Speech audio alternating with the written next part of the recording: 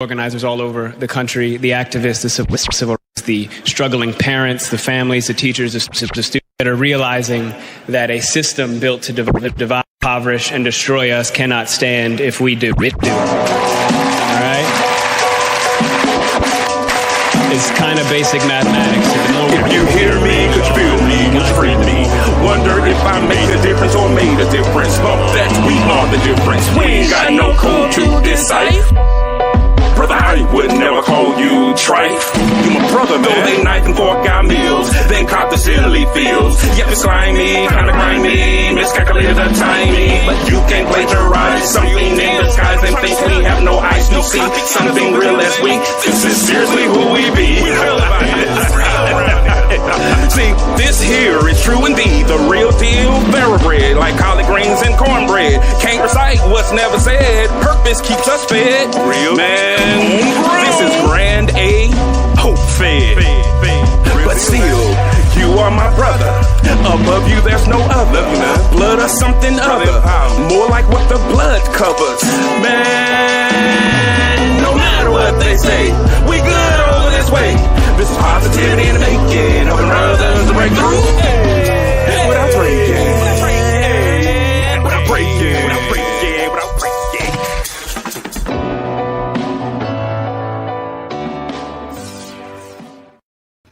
What's going on? What's going on? What's going on, everybody? Hello, good people. It's Thursday, so you know what it means. It's Brother Empowerment Day. And if this is your first time watching the show, Brother Empowerment is not one of those bashing shows, but it is one of those shows that where we're engaging in enriching conversations, hoping that something that is discussed will help our brothers and their families to break through without breaking. Yeah. So before we get into our special guest, how was your week? Man, my week has been so restful, man. This past holiday weekend was just amazing. I got so much sleep, more sleep than I've gotten probably in the past, man, probably a year and a half. I got a lot of sleep. Really? Yeah, man. I got a lot of sleep this past weekend, and my body needed it. Like I went back to work this week like super charged up, and it was a short week, so I was like, oh, I got this. So it was definitely dope, man. Hung out with you and sis and my boo and my nieces. Hung out with y'all. My mom came to town. And we did Taco Tuesday and had a photo shoot, which you got a lot of love for on my page. It was amazing. Yeah, man, this week has been just really, really dope, man. So I've just been charged up, man. How about you? I kind of did the same thing that you did. Mm-hmm. My weekend was actually pretty dope. I actually spent a lot of time with the family. Mm-hmm. Something that I haven't done in a very long time. You know, you and I talk all the time like about the deaths and stuff like that. Mm-hmm. And since the deaths, I've really been spending time just reflecting on things that are important. Mm-hmm. And one of the things that I realized that I haven't done that is extremely important is spend time with my family the way we used to do it. So I asked Cordell to help me with the garage, which he didn't help me. But it's fine. I asked you. So I ended up doing the garage. It's fine. I don't hold it against you. So I ended up doing the garage by myself. But it actually was amazing. Even though I almost had a sinus attack from my allergies, still, I didn't die. And I was here to live another day. So I cleaned out my garage. No help to Cordell. And then I actually got into my yard. Again, no help of Cordell. And, I did some things that needed to be done in the yard, man. And it just really felt good. And it's also on the back end of like Tara, who's talking about woosah moments and creating your spaces. And you know that my office is really my woosah. My whole house is my woosah. But I really haven't been outside like I wanted to. Mm-hmm. And this gave me an opportunity to reconnect with nature in an inoffensive way, because me and nature don't get along too well, but it did give me a chance to do that. So that was really it. And then I'm rocking one of my new tees from another dope nonprofit organization, Change the Head, Change the Heart. They're doing some great things about bringing fighting against racial injustices and speaking on race equity and things like that. So I'm actually proud to support them. That's one of the organizations that Tamara, who's a certified love advocate, along with Ricky, who helps us on the advisory committee. He's also on their board, and he helps see that. And then the great and the dope Carla Tuttle, which we've had on the show, they actually have spearheaded this organization and doing wonderful things, man. Yeah, no, for sure. And it's funny, man, because the weather's been all crazy. Because I was actually supposed to be going out of town this Memorial weekend to hang out with some family up in Pennsylvania, which I've never been to. Well, take that back. I went to Philly one time when I was really, really young. But I was actually supposed to be traveling, and I ended up having to reschedule that because some complications happened. Right. But I'm glad that I'm really glad I didn't go because it was cold up there. My family said it was 44 degrees up there. And yeah, we know you would have just crawled up and died. Yeah, it's like, I was like, you guys can have that. So I'm lucky they called me when they did. But but anyways, let me get off that. I can go all day on that. Yeah, because we got a guest. Yes, we do. We have a guest. So go ahead and unmute your mic, Mr. Jason T. Mahoney, and tell the people who you are, who you be, who you is. Good evening, everyone. It is definitely a joy to be here. I watched the show, love the show, appreciate this show. So I just want to take a moment and give you guys a hand clap, and to all the viewers of you all, and also give these two gentlemen a hand clap as well, because it truly demonstrates the power and things that can take place when we work together in the community. So hats off to what you guys are doing. Super, super, super, and just super. So thank you all. So I'm honored to be here. As mentioned, my name is Jason T. Mahoney, better known as the Motivator, originally from the great state and city of Sumter, South Carolina, by the way of the country. But I'm currently right now in Raleigh, North Carolina. A little bit about me. I'm just what you call the motivator. My whole passion is to motivate people to motivate people. In other words, pay it forward. When someone has empowered you, encouraged you, motivated you, uplifted you, and removed you from whatever situation you were in, position yourself to be able to do the same for someone else. Far too many times, we win the lottery, but then we forget to show other people how to win the lottery or how to strategically get to their goals. Motivational speaker, life coach, best-selling author, and I just want to say, since you guys told me to introduce myself, on June 18th, I will be releasing my movie, Tried in the Fire, and it is a movie premiere. It's going to be in the Raleigh area. Tickets are all sold out, but you can still visit the website, www.craftedtomotivate.com. I'm super excited to release that movie. The focus of that movie is trauma. And dealing with just trauma, things that we go through in life, and we don't address those things. And so you have the opportunity to meet 6 people and hear their story. But again, we're not here to talk about what I'm doing. We're here to talk about empowering people. So I'm going to throw it back over to you guys, because I'm super excited to hear from those that are listening to you all today, and what can we do to help them as they're listening to us and maybe asking some questions. So I'm going to throw that back over to you guys so we can get this started. So I'm just excited to be here. Excited. Well, it is an opportunity to brag on you for real, and all of the things, because we want our people to know all of the wonderful things that you're doing too. For those who don't know, we actually went through a certification course. Yes, we did. With Jason, me, Tara, you. Who else was it? Lita was there. Yes. And there's 2 other people. It was Don, his frat brother, and I can't remember who the other person was.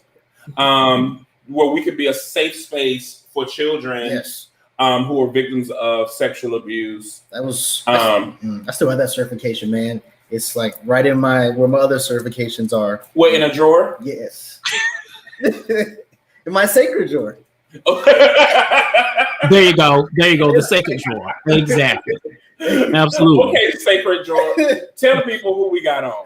Oh man, so who we got? We have Sean in YouTube land. What's up, Sean, man? Hey, brother. Hey, what's going on, man? We have Tara, aka Big Sis. What's going on, Tara? Hey, Tara. And we got Mama Garnett. Hey, Mama. So she's on. We got Mom. Shantika's in YouTube land too. Hey, what's going on, Shantika? We have Yogi who is on. What's going on, Yogi? What's up, Yogi? How you doing? Our resident favorite poet, man, making people just get emotional in this piece, man. So we have my She-Hulk, aka my boo thing, Rashia. She's on. Hey, babe, how you doing? Hey, Booski. Let's go. We got Chanel is in the building. What's going on, Chanel? Hey, Soror. So we got Kim Winborn is in the building. Hey, Kim. Hey, Kim. So we got the Beard, aka Ricky, in the building. Mr. Fantastic Fermentations. What's up, man? Guess what, bro? We're gonna figure out how to make more time because that's a dope thing that you guys are doing. Yeah. Let's see who else we got. We got Reese is in the building. What's going on, Reese? With that dope picture, man. That's photo ready. Let's see who else we got. And I said that training was intense. Oh yeah, no, it really was. It's not like you did it, baby. And we got Lenora Laster of Lenora Pours in the building. What's going on, Lenora? What's going on? And we got Adrian Ragland watching. Yeah, we got Bruce Leroy, our resident fact checker. What, he came in? I just see that he's watching. What's going on, Bruce? Comment. If we miss y'all, please comment so we can shout you out. I know. So we're going to go and jump into a few statistics. Mm-hmm. Researchers have found that 1 in 6 men have experienced sexual abuse or assault, whether in childhood or as adults. 1 in 3 women and 1 in 4 men have experienced some form of physical violence by an intimate partner. Men top 5 fears: body image, money, height, other men, and being inexperienced.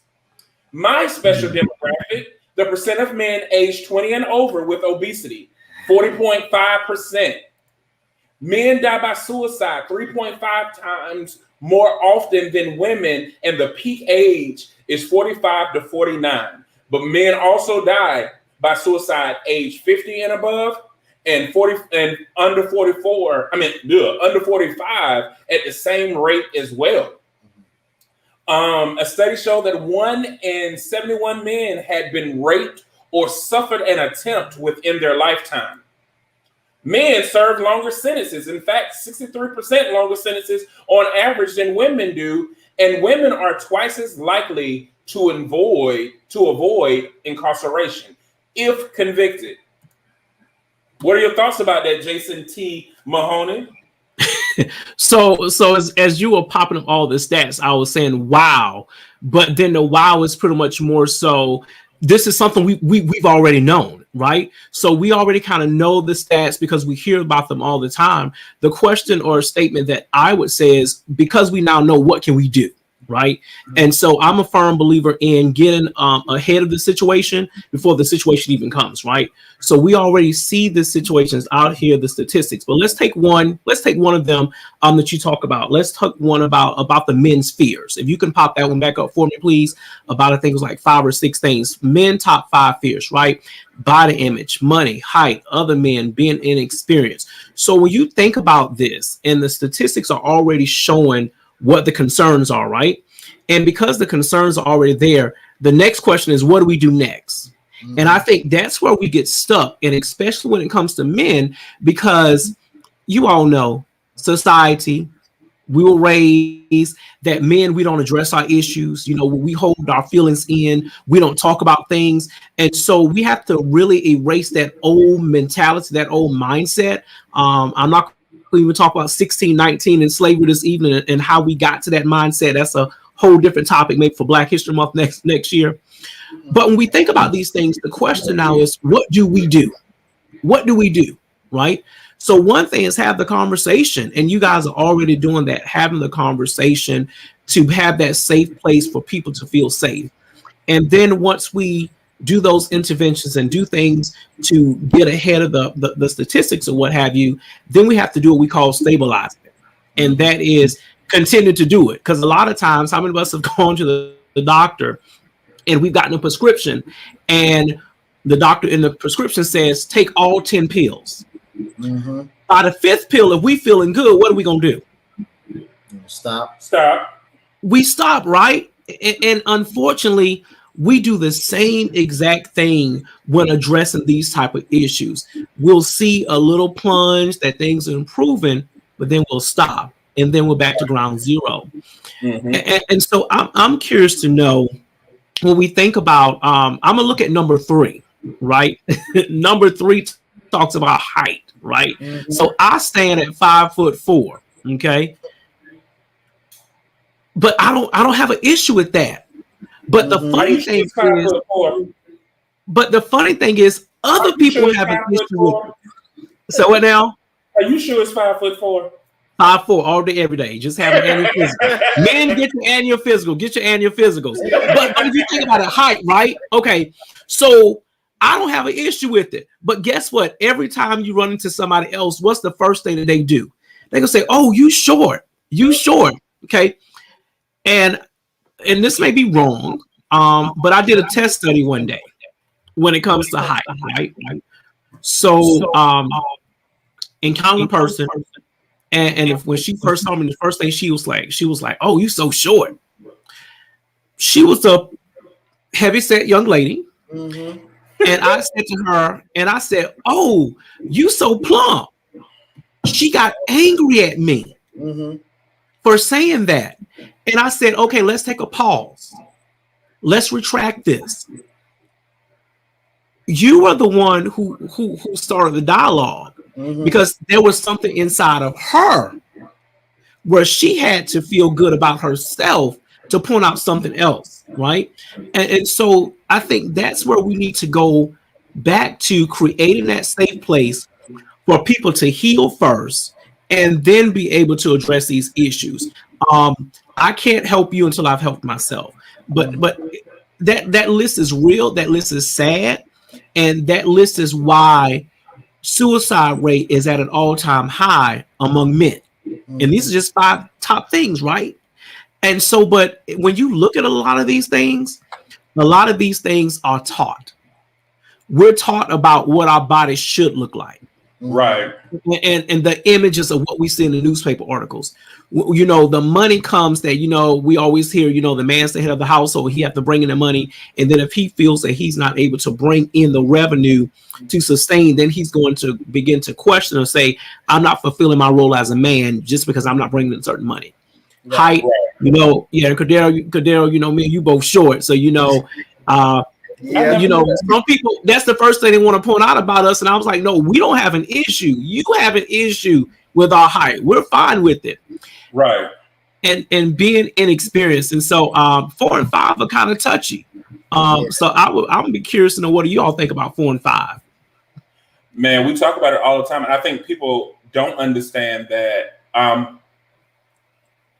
Well, we've noticed since we've done brother empowerment, number 4 has probably been the biggest thing. Yep. There has been this weird, you know, masculinity test that they try to challenge us on. And Jay don't sign up for competitions because he knows there isn't a competition when it comes to him. But you have some people that do have to ground their footing. And because when you're doing an anomalous show like what we have, and an anomalous organization, a lot of people don't have a point of reference. So all they can do is gravitate towards their trauma and use that as a barometer to measure how successful or our level of genuineness. Right. And they are incorrect in both. So we spend a lot of time allowing them, when we talk about being a safe space, is not even addressing some of the heavier issues or some of the more explicit issues, because it's through the implicit guise of insult competition that we find that the bigger issue is they have never been in the presence of men that esteem them for them without wanting anything in return. They have never been in the presence of people who will support them on the premise of just support, not with an ulterior motive in mind or in sight.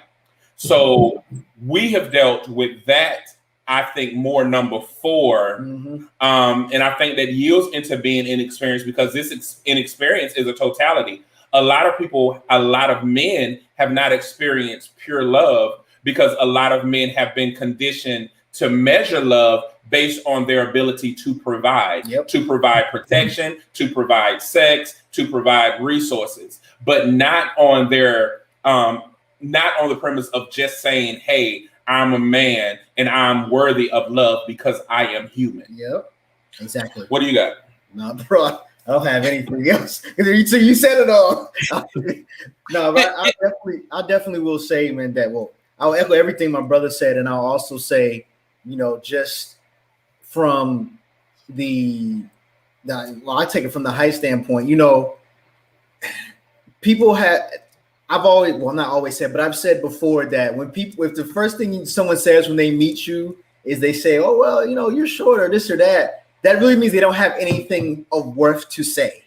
Because if the first thing that you point out is one, something that's obvious, and two, something that, doesn't really matter as far as who I am, and that really lets me know that one, you don't have anything worthwhile to say. And two, you're probably not really interested in getting to know me, because if you have to, and a lot of times people use it as a jab. They'll say I was just joking or whatnot, but as we know, I'm joking you to death while insulting you and really just saying and trying to cover it up behind that. But it's like, no, because I already know that I'm below average height for a man in this country. So, and I'm 30 something years old. So I've known that for a while. I don't need you to tell me that. That's not something that adds to that conversation, because if I start going at your perceived imperfections, it's going to get kind of nasty, and you're going to accuse me of being like, I'm insulting you or whatever. But it's like, exactly. Wait, if we're doing that, then let's keep things. Let's go. Let's keep things reciprocal. I would say that it probably would be best to add that, because a lot of people don't even know when they're being offensive. It's very offensive to me. Like, I hate when people tell me, stop calling yourself fat. You need to think better of yourself. What? I am fat. That is a fact.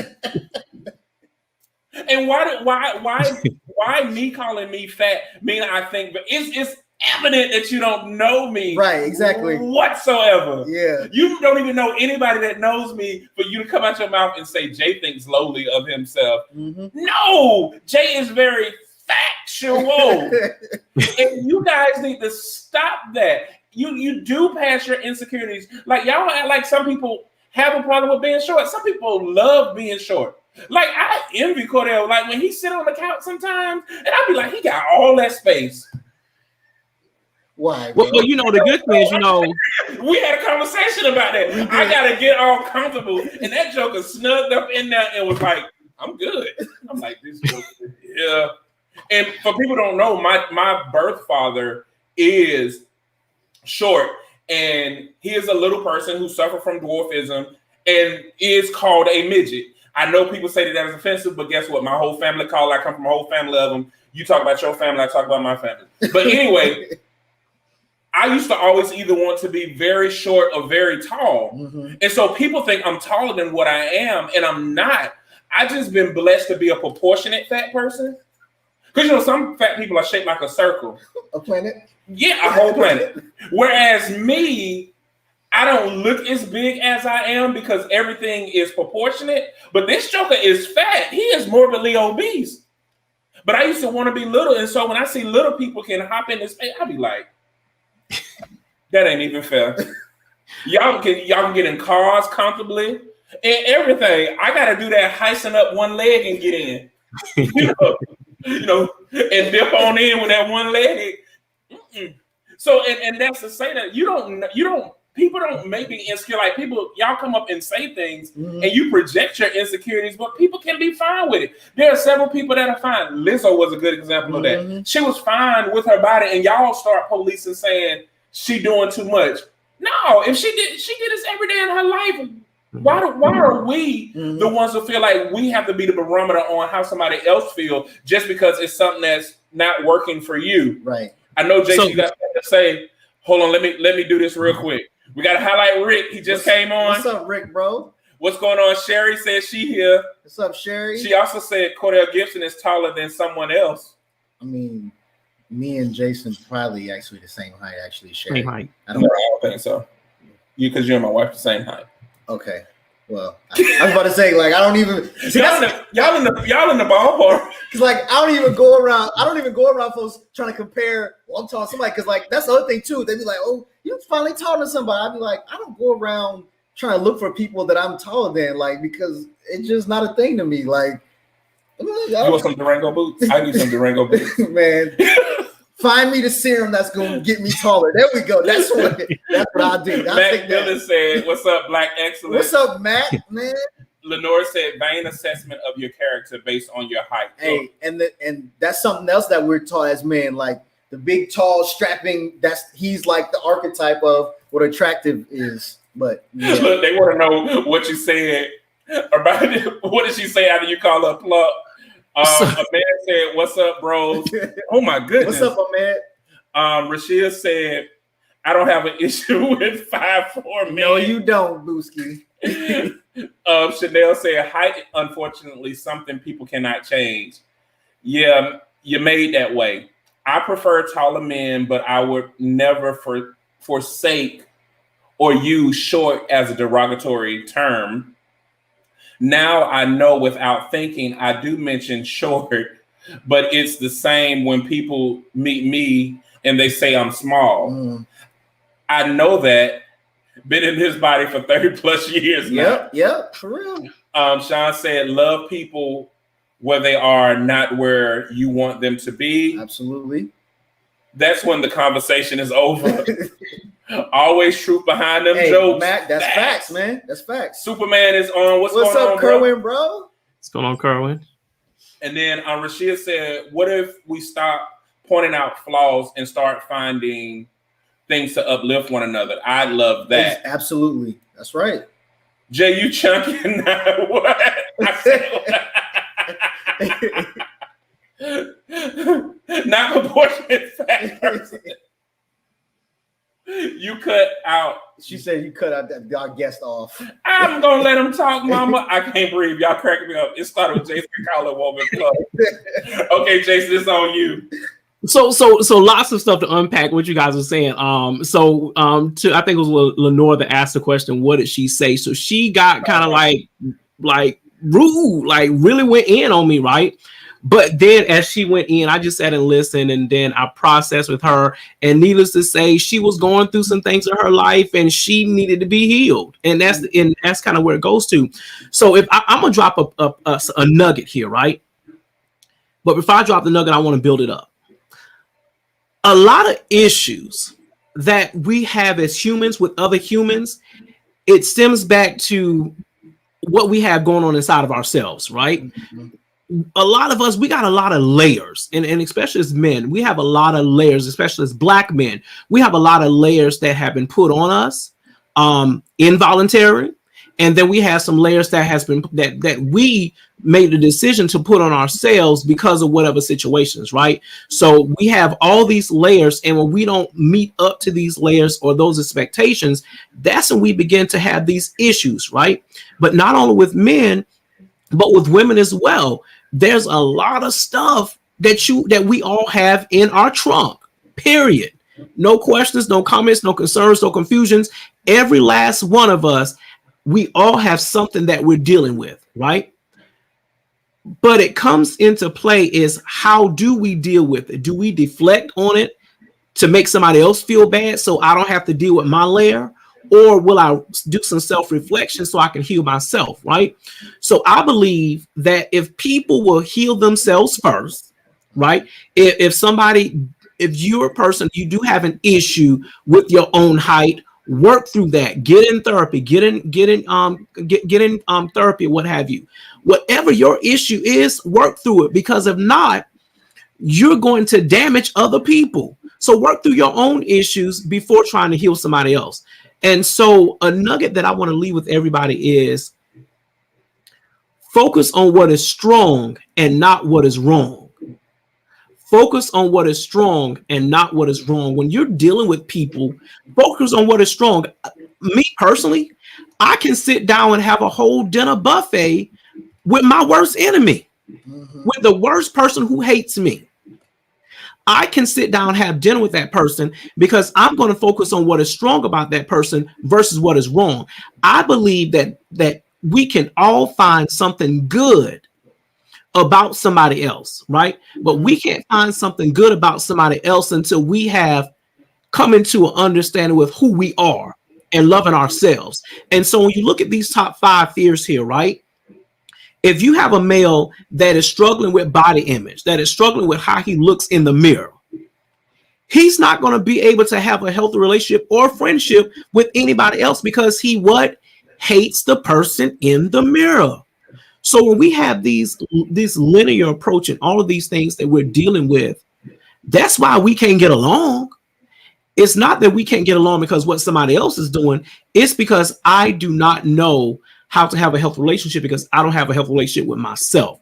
So when you focus on what is strong about a person and not what is wrong, when you encounter somebody, you focus on everything that is good about the person. And then that'll change your relationship with them. So I would challenge everyone that is listening, tuning in. When you're interacting with people, think before you speak. Focus on something strong about that person and then respond to them from a strength-based approach. But then also, before you can even do that, deal with your own trauma, people. Deal with your own issues.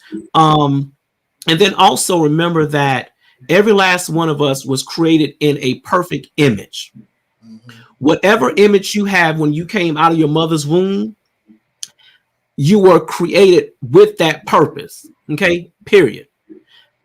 Thank you, love. Not a flaw. God made us this way. Society just made it seem like something's wrong with us. Exactly. And so I use the word flaw because that's what society has given us, that these flaws, but I want to point out the flaws in somebody else, but can't look at myself. But once we realize that who we are is good, I now can respond to my enemy, because guess what? If God created all of us in his image, my enemy was created in his image as well. The person that is doing me wrong was created in my image as well. And if I believe that what God made is good, I can't find fault or point out something wrong in somebody else, because we all cut from the same cloth. We may be all look different, we may all think different, but I'm going to respect you because we all from the same lineage. You're wonderfully made. And that's why I find it so easy to deal with my enemy. I find it so easy to deal with my haters, because guess what? I still love them. I'm going to find out something good about them, and I'm going to respond to them in that aspect. And another reason what's important is you never know if you are someone else's lifeline. Hypothetically, let's say Jay was having a bad day and we ran into each other and I spoke, hey, bro, how you doing? And be like, man, I like them shades. You rocking them, what have you? And just focus on what is strong. I don't know if Jay was having a bad day, but my encounter with him was to speak life in any situation, because he may get in his car and be like, you know what? I feel so much better now. So that we have to learn to reprogram our mind and get out of that mentality of, I want to find something wrong with you based on what I believe. Finding something wrong with somebody based on what I believe is not always right. Get to know the person. We got to change our mindset. We can't heal until we've changed our mindset. Well, on that note, he just did a mic drop. I mean, ain't nothing else to say about it. We got a few comments that said, ooh, we Jason. Oh, let me go up a little bit. Heal that. Nope. Let me go up again. Because Ricky said that's right. Mm-hmm. Heal thyself. Rashia said heal thyself is healthy self. Mm-hmm. And then Chanel said, ooh, we Jason, you better than me. Shut up. And Adrian said, you're very strong. I'm not entering the room with a person I don't like. Definitely not eating with them. Jay, can I say? But Jay, can you? I'm gonna come back. Yeah. I like Jason. Love. And then Ricky said, "Look at you own flaws." Nice try. I have none. Mama said, "Kill him with kindness." And then Jay said, "I'm going to pray to be a little more like Jason tonight." And look, there's. So you know what is funny though? So I'm out of curiosity. So I'm a radical. Those people that know me know that I'm a radical, a revolutionary, all of those things, because we got to change, right? See much art unity. But anywho, so someone talked about having a challenge, right? To sitting down, have dinner with our enemies, right? So Jay, Cordell, I'm gonna ask you guys this: y'all are spiritual, right? Spiritual being. Now, Jay, I thought you were ministering. I thought you were ministering the word. But if I can just take my church people to church for a while, right? Cool deal. I love the scripture that talks about, just tune me up a little bit. But we always talk about that. We always say, oh, he'll bless you and your enemy. He'll prepare a table before you in the presence of your enemies, right? So in other words, because it says he will prepare a table before me in the presence of my enemies, and you know how the scripture goes on. So therefore, my enemy and I are going to be at the dinner table together.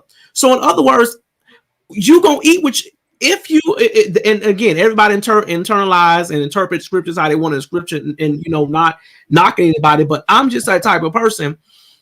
I already know I got to eat with my enemies because he said he prepared tables before me in the presence of my enemies. And so if I'm there, we're there, and now you're going to be, and then it says, he anoints my head, oil my cup runneth over, etc., etc. So my enemy's there, and then my cup is running over. So my enemy going to get the overflow. Mm-hmm. So because we sitting and we eating, so I believe that the table gonna be prepared in the presence of my enemy. So I'm just practicing because we just eating right now, and again focusing on what is strong and not what is wrong, because my enemy is still a human being, and Jason T. Mahoney, I never know where life is gonna take me. So if I'm on the side of the road or whatever's going on, I never know if my enemy may need to come to my rescue, because I'm not going to don't give your enemy fuel to say, oh, such and such treat me rude. Remember, everybody got stuff. Everybody got stuff. Think about why you don't like that person, and then think about something good, one thing good about that person, and respond to them based on that one thing that's good. Because you're gonna have to sit and eat dinner with them if you want that blessing. He put treasures before me in the presence of my enemy, so we gonna eat together. Yeah. And while we eating, I'm gonna be anointed, and my cup gonna run over. And then when it runs over, my enemy's gonna get the overflow. He gonna get, he or she gonna get, what's flowing and left over. Because I'm not gonna sit and eat with you and eat in your face and not give you any food. Right. Yeah. And again, life is too short. It depends. No, I actually like what you're saying, and I want to go back to a couple of things, because I definitely love the statement when you said focus on what's strong and not and what's not wrong. Because we went back when we talk about this. One of the things that we noticed from a lot of the men that were connected to Brother Empowerment was, they didn't know that they were handsome. Mm-hmm. No, scratch that. They didn't know that they were beautiful. Mm-hmm. Handsome is just like a safe word to say, but they didn't know that they were a beautiful creation, and no one ever told them, like, man, you look good. Come on, let's go. So they didn't take pictures and all of that. Mm-hmm. Every man that'll tell you that's been connected to me, they started out, they probably average one picture every 2 to 5 years. But look at them now. So many of them smile in pictures. So many of them taking pictures. We all take pictures. And they always say, man, I ain't never took this many pictures. Yeah, definitely me. This joker now, Ricky coined it, he photo boothing, because he come out with whole photo albums after he's through. But the point of it is that the very thing that you think makes you unattractive, unworthy, or is considered your biggest hindrance or your flaw may be the biggest thing that attracts people to you. Mm-hmm. You may have been taught to not like that very thing, and then you'll meet people who will come and shine light on that very thing you're trying to cover up, and that is your beauty mark. Mm-hmm. You already were beautiful, but then that thing that you're covering up was your beauty mark. This is why people keep coming around you. This is why you keep attracting people. This is why things keep changing. So a lot of times you may think something is not great, and that could be your greatest asset. So I definitely want you guys to understand that. And so having conversations about that. Bro and I had conversations about being tall and short. Mm-hmm. And there are some things that are just obvious. Right. I'm taller than him. He's shorter than me. But there are some benefits to that thing. And we're going to highlight those things. Matter of fact, like how he helped me change my chandelier.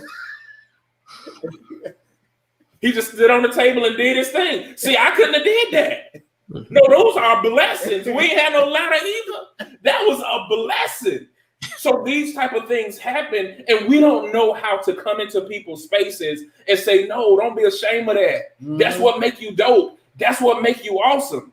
Yeah. And the other thing I would say is you may think somebody is your enemy, but they may not look at you as an enemy. Right. Mm-hmm.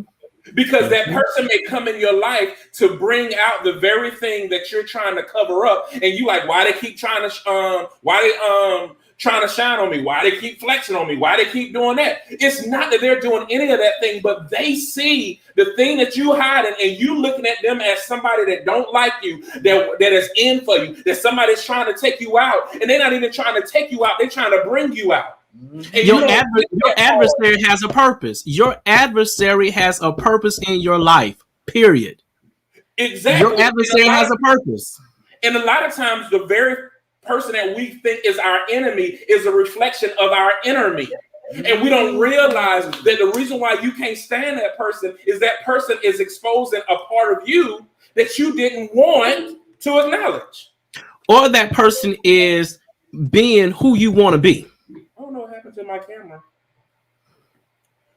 Go ahead, Jason. You can take over. Check this camera out. And what happens is when you're dealing, it all goes back to my thought is self.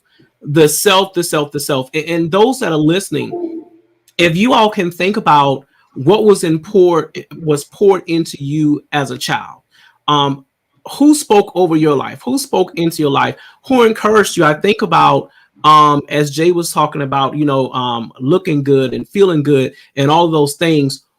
Who pours things into your life? Where did you get the understanding of who you are? That is just so important. I'm not sure what happened to Jay and Cordell, but we're going to keep moving forward. And so when we look at these top 5 fears, again, we're going to look back at them: body image, money, height, other men, and being inexperienced. The question I present again is, what do you need in order to move to your next? What do you need? Let's think about that. What has hindered you from getting to your next destination? What has been poured into you based on those particular things? Self-reflection is so important in order for you to heal. You can never ever get to your destiny and get to your purpose in life until you've dealt with the person in the mirror. It's just important to deal with the person in the mirror, because we're always finding fault in somebody else. But who am I in the mirror? Who am I? Jay, y'all good over there, Doc? Yeah, the camera went out, but keep on talking. You doing it? Let them use I just want to make sure, I want to jump you all to chime in on whatever y'all can, but it's just so important. It's just so important, because going back to the layers is that when we were born, we came into a world, into society. Then you were raised in a household. What was taught to you about you in that household, especially as men? One of the saddest things is to see a grown man at 65, 70, 80 years old that is still struggling with self-esteem, that is still struggling with loving who they are, that is still finding fault in other people. You too old for that. You too grown for that. But when you peel back the layers, we realize that 75-year-old, 80-year-old man was raised in a household where no one ever validated who he was. Nobody ever told him, man, you good looking, all those things. And so now it's manifest. I can say, and I got to brag on my parents. I was raised in a household by 2 powerful parents, and they're still married today. I love my parents. And my dad validated his sons and his daughters. My dad made sure to let us know. And he always said, well, sons, y'all good looking. And let my sisters know that they're beautiful. And so my mom validated that we were attractive, handsome, debonair, and beautiful. My dad came and validated those things, right? So I'm not arrogant or conceited. I just was validated as a child that I'm important, I'm good enough, and I'm equal. But what has happened is because we sometimes feel that we're not valuable. We feel that we're not important because other people has disrespected us, rejected us. That's a whole movie for a whole nother day, dealing with rejection. That's a whole seminar right there. We've been ignored, we've been rejected, we've been left behind, and now we took all that junk and we held on to it, and then we can't realize that we're valuable, we're important, we're good enough, we're equal. Regardless of what people do to you and what you think about yourself, you're valuable, you're important, you're good enough, and you're equal. You have to know that. But again, until you embrace self, you're going to continue to be fighting a fight at 75 years old, 80 years old, and you're going to take it to your grave and never lived a happy and fulfilled life because you're still holding on to the rejection. You're still holding on to how you feel about negatively about yourself. You're still holding on to all of that stuff. So I challenge everybody that is listening to me. Think about a concern that you have about yourself and do something to deal with it. Because if you don't do something to deal with it, it's going to pour into other people. And especially if you have children. If you have children and haven't dealt with your stuff, you're pouring that stuff into your kids and you're repeating the cycle. You got to deal with the man and woman in the mirror, because if you don't, you're going to perpetuate the cycle and you're going to damage other people. Yeah. If you have not dealt with it, listen, if you have not dealt with issues from your childhood, you are destined to mess up somebody else's adulthood. If you not address issues from your childhood, you are destined to mess up somebody else adulthood. Yeah, no, that's sure. Good. We got some comments. Chanel said, Adrian Lewis Ragland, oh, I know people are made in God's image, but that doesn't excuse the fact that they can be complete booty holes. But we're gonna love them right through. We're gonna hug on them and we're gonna change them. We're gonna love on them. Tara said that's a word. Mom said that's so true. And then Tara said, your enemy is going to get the overflow. Jeesh. Chanel said, they're going to be on the other end of the table. And Cher said, I would just starve. And Tara talking about we cranking out models. Word. Can't help it. Look, photo booth it. You have to do that, Ricky. I could lose a few pounds. Everyone comes into your life is there for a reason, Mom said. Enemy, not the enemy. Yeah, I love that one, bro. You are the captain, not Jason. Keep the gift. Mama said it again. And then what about when people pour negativity into you when growing up? Mm-hmm. This is a first. Run the show, Jason. I love the wall behind you, Jason. That's dope. That is. All the pictures really are dope, for real. Roger said, good evening. What's up, Roderick, man? We are our own worst critics. Yeah. They are a lesson or a blessing and meant to be a part of your journey. Jason, you got my mama cranked up. She commented left and right tonight. Adrian said to Rashia, that's what I was thinking, especially in our community. Older women critique us so hard from an early age. Woo! Tara said older generations need younger elders to heal. We talked about that. Yeah. Age isn't the factor. I love how aware we are becoming. For sure. I think, say amen. Go ahead. Can I say something real quick about the generation thing? I'm sorry, Cordell. Listen, anytime I have the chance to talk about trauma and healing, just real quick, someone talk about I'm sorry. I hope I get an invite back. So we talk about the generation and age, right? And so, yes, older generations are very much so critiquing younger generations, but it goes back to what I talked about. And if you look at 1619 and all of those things, you look down at the lineage of the timeline, the older generation, they haven't dealt with their trauma because remember, they didn't talk about mental health. They didn't talk about those things. And so, unfortunately, our older generation, they don't know how to heal. They're only passing down what was poured into them. And so we got to be mindful that as young people or as a younger generation that we're healing ourselves, let's reach back and help heal the elders, help heal the community, because the elders still have wisdom and they give good wisdom, but we must also understand that they have trauma as well, and they don't have a filter. And sometimes they say some things and it's really hurtful to the younger generation, but because that's all they know, that's all they've been taught. So we have to kind of give them a little bit of grace, but then also hold them accountable in their corrections. I believe in respecting elders, but elders can also be corrected as well, because if they're repeating the cycle of unhealthiness and abuse and all that stuff, correct the elder. It's okay. Be respectful in the correction, but correct the elder. And I'm real big on that. Yeah, you better get in because Jason might crank up again. No, I was only gonna say we should at least get to one topic for the day. You know what I'm saying? Oh, I thought we were on the topics. No, that was just the you took over. You told us to go back. You said go back to the statistic, and we was being obedient. That's in the way beginning. That's part of the intro, man. Oh. But it's all good though. It's all good. I hope I get an invite back. Huh? He just checked you talking about you long. I'll buy a t-shirt. Just make it. I wouldn't even say that. He said, "Yo, long-winded self. We ain't even made it to one discussion question."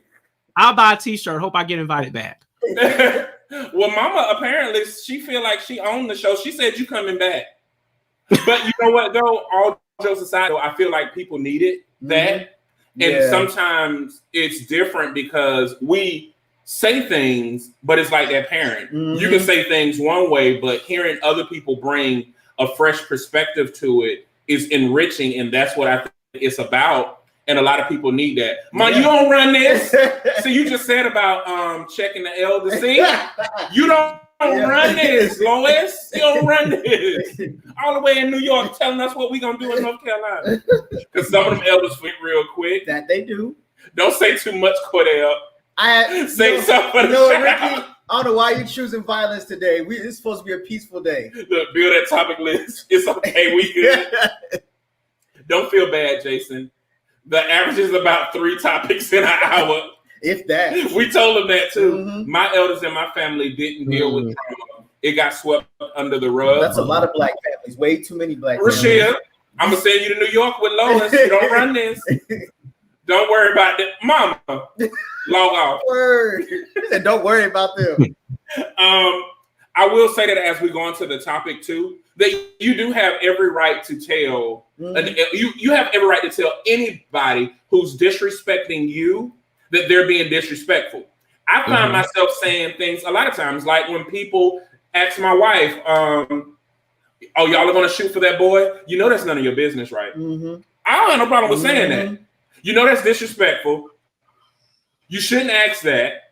Or y'all ain't had no kids. Why y'all ain't got no... That's none of your business. That's none of your business, and it's okay.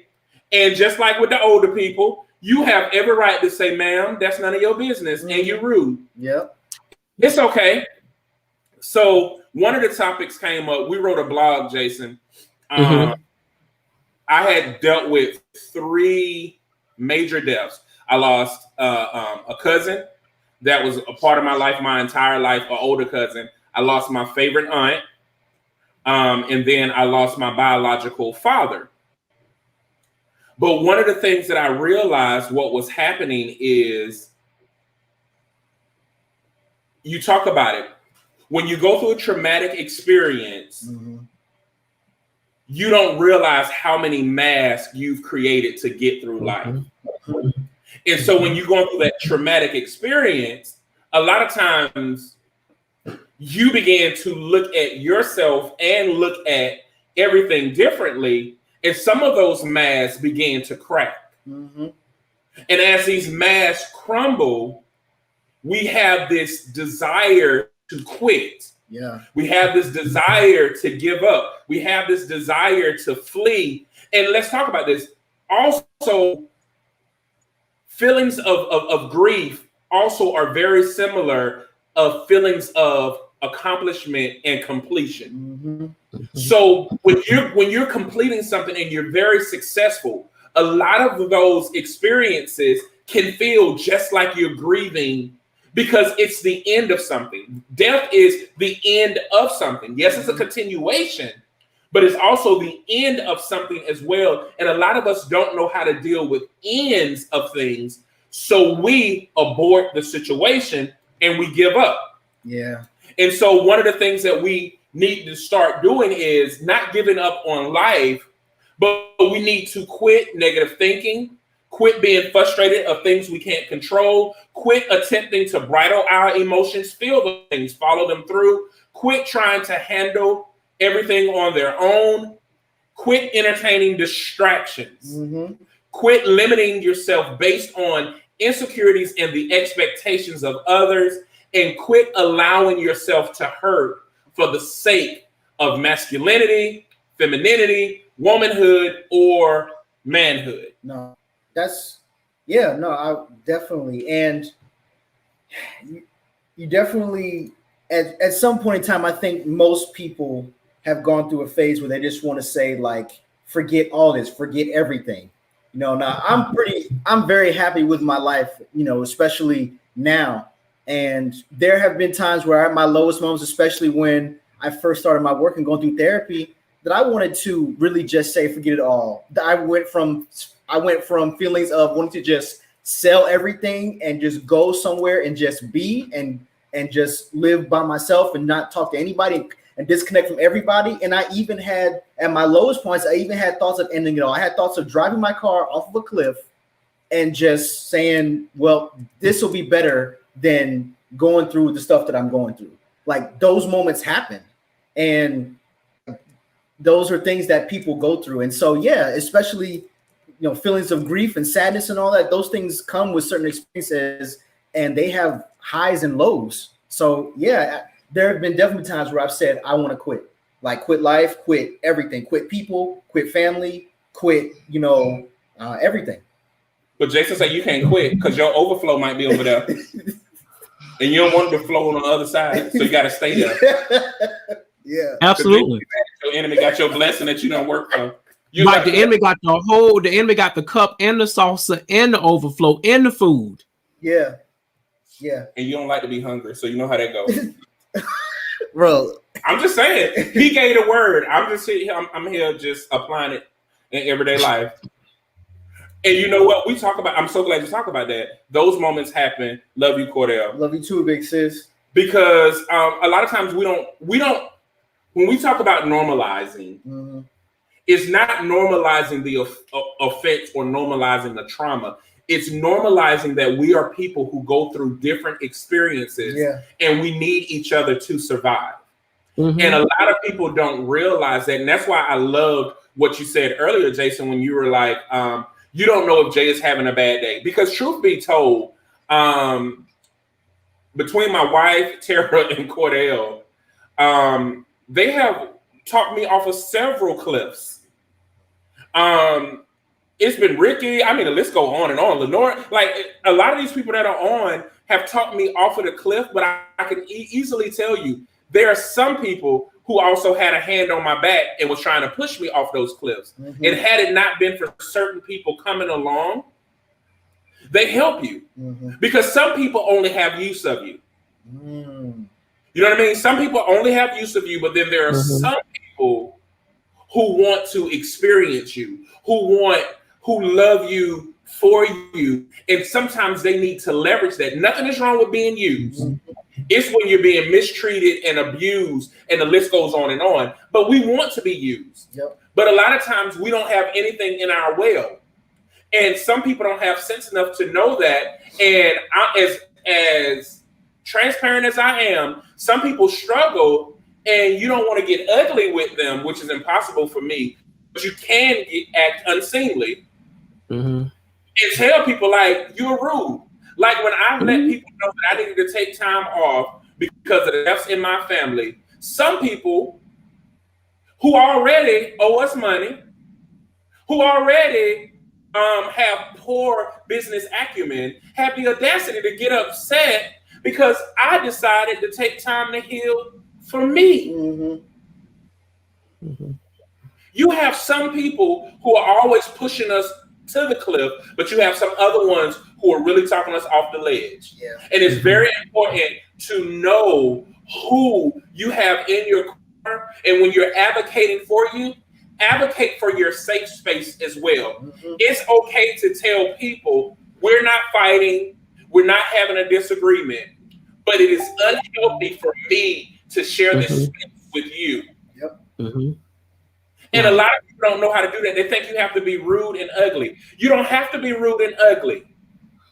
You can say, no, you're not a good person for me. Mm-hmm. And it's not good that we work together. Lenora tell you, I don't tell people we just can't do business. Mm-hmm.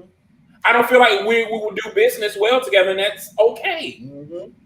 It's okay to be honest, and it's healthy to do that because that's how you develop a lifestyle of speaking the truth, period, and being just in all situations.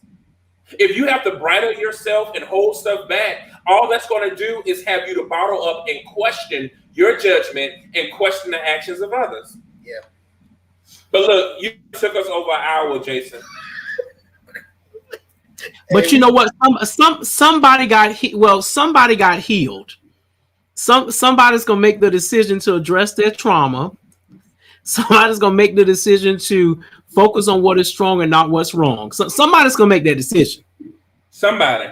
Mm-hmm. Somebody. Reese living donuts. Well, Jason, now we're about to go into what is called Positive Brother Shout Out. This is an opportunity for you to highlight those men who are making positive contributions in your community or that you're connected to that normally don't get the praise that they deserve. So who you going to shout out, bro? I'm going to shout out my college roommate, Dr. Timothy O. Brown in Augusta, South Carolina. Shout out this brother's doing Augusta, Georgia. No, it's North Augusta, South Carolina. Right, but Augusta, Georgia. Rude. Don't do that. I got to correct you.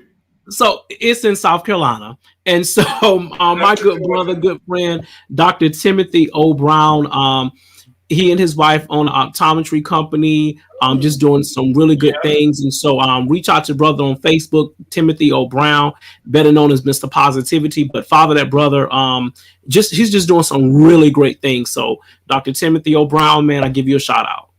For sure. Yep, he's a great person, and it's Augusta, Georgia. Oh, my hometown. That's really dope. You don't hear too many about people only that own practice, especially optometry. Like, we'll tell the other thing about him, Jason.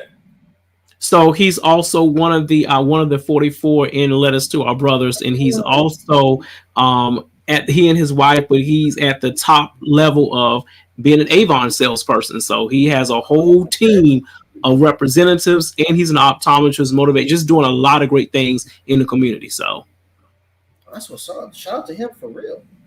Yeah, he's a dope person. Okay. Reese, shut up. It's Augusta, Georgia. Thank you, love. Thank you, love. North Augusta, South Carolina. North Augusta, South Carolina, Augusta, Georgia. How you gonna talk about my area? You from Sumter. By the way of Dazelle, Cotton Acres. And Dazelle is about the size of this water bottle. Oh, wow. but good things come out of Dazelle. Oh, man. Who you got, bro? It's you. Ricky Timer. Oh, don't even do that's messed up, man.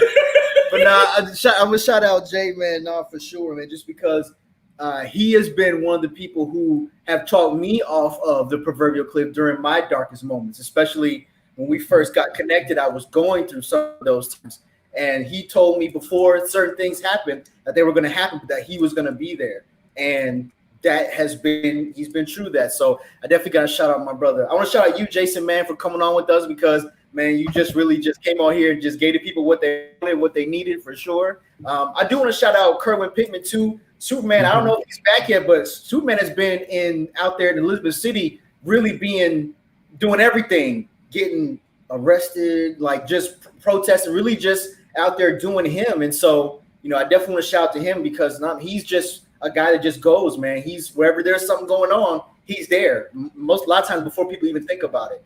And I also just want to say, I want to shout out brothers that have really just transparent, honest conversations with people, because those things promote healing. And sometimes the only thing standing between you and the person is a simple conversation about either what's going on or some supposed tension. That's all it takes is a conversation. And there's so much strife and discord that is being, that's happening right now because people won't have within their families or within their, within their peer groups or whatever, because they won't have simple conversations. That's all it takes. People talk about how real they are and how they stand on things and how they're going to address stuff. But when it comes time to have conversations, they avoid the conversation, they lie, or they do other stuff aside from just do what they said they were going to do or be who they say they are, which is a stand-up person who addresses, static or smoke. So I'm going to shout out to those who do that because that's real positivity. So I just want to go on record and tell y'all, this is what Cordell told me off air. He said, this is his show. For real? I said that? No, you said that's your moment, this your show, and you're going to take as much time as you need. And he checked me, and so I can't say nothing. I say that positive show is my favorite part of the show. I did, like, to customize it every time, so I did say that. But he said this is his show. He been doing this 3 years come November. Yes, that's correct. That's right. I love you, bro. I love you too. You know what? I'm grateful for the men that are in my life right now. I'm grateful for the relationships that we have. And so it's like a collective rose. Thank y'all. Thank y'all for saving me. Thank y'all for helping me. Bro, thank you for being by my side. Thank you for showing me what a real best friend is. Thank you for showing me what a real friend is. Thank you for showing me what a real business partner, colleague, a developer, and all of those things, man. We have done so much great work together, and I'm so grateful to have you in my corner. I can go on and on about that. Ricky, you just came out of nowhere. We talk about welcome interruption. So did, man. You swooped in, made me a drink, and changed my life. With his beard, just came with in. With his beard. Him and Ahmed just came in like Tarzan out of nowhere. You guys are amazing. The same thing for Kerwin. It's so many of y'all. Just thank y'all, brothers. I appreciate you guys so much. Jason, thank you for finally coming on. Yep. He told us no like for 2 years, but he finally said a yes. See, that's that thing. Don't give up. Yeah. Don't give up. Don't throw in the towel. Be persistent. Be persistent, and you will get a yes. For every no, there's a yes. But Jason, no, all jokes aside, man. Thank you. Jason actually played an integral part of getting more exposure for us indirectly because he approached me about the book. And I'm one of the 44. Yep. And I didn't know what Jason was talking about, but Jason did it. And I really went on the trust of the fact that I consider, South Carolina home as well for me. Even though I'm a Georgia boy born and raised, I became a man in South Carolina. And anybody from especially something in Desert, they consider brothers. You know what I mean? So I definitely am grateful for the people that we have in our lives and the ones that are influencing so much change. So you see that thing, something going on with the camera, you're going to have to look at that, Mr. Chief Technology Officer. Yeah. Look, come on over. But now, like we tell people, if you feel that you don't have anybody else in this world that love you or care about you, you just met 3 people who do. I'm about to say lean over, bro. Lean over. 3 people who do. Connect with us, and we will see you guys next week. Jason, stay on. No matter what they say, we good over this way. This is positivity in the making.